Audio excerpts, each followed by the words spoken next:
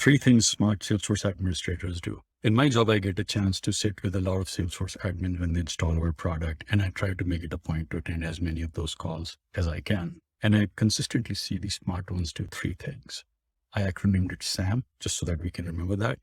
And the S stands for standardization. Most good Salesforce admins really look at how they can standardize their processes, how they can standardize data values, and how they can standardize documentation. Across the board, consistently, I see folks who are going to be like, okay, how do I do this so that I don't get a lot of random one-off requests? Can I standardize reports, standardize page layout, standardize profiles, so on and so forth? This is a skill that unfortunately we don't teach in college, right? Like you don't learn this in certifications. These are skills of the trade that you learn as a practitioner. And effective Salesforce admins do this really, really well. So that's for S, standardization. The second thing that dovetails really nicely right with standardization is automation. So that's the A in SAM. Good Salesforce admins automate every request that they can, and that helps them make sure that they can keep up with ever-changing business requirements and also ensure that their customers, whoever they're servicing, are also happy with their Salesforce environment. That automation plays out in a couple of different ways. First and foremost, when they look at a problem, they go, how do I automate? Is there a free App Exchange app that I can use? You have data masking. It's free. It's available on App Exchange. You can get that, automate your data masking for sandboxes. So that's one, right? You can also then look at what options exist to automate and use a flow, use process builders, workflows, but preferably use flows. If that's something that is a low effort and they can do it, they definitely gravitate in that direction.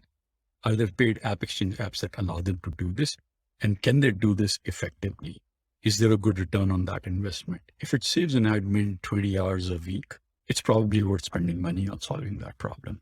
So they look at it that way. And finally, when they think that none of these things are good, then they look at what other automation possibilities they can use. In a number of cases, if you have to just send out automated emails, generate reports, automatically do certain things from business process automation perspective, Flow is an absolutely great choice. And a lot of admins are really, really good at doing that.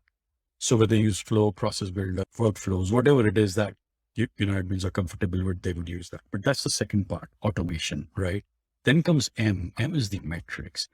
This is where you can separate out the good versus the great, right? Great admins would really look at a lot of these requests and figure out which of these things are taking a lot of time, and they can automate them and then measure the value coming out of those automations.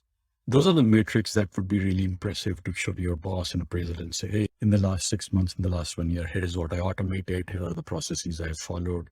And there's a ton of information on that in a lot of really good blogs, in a lot of posts on LinkedIn, a lot of posts on Salesforce communities.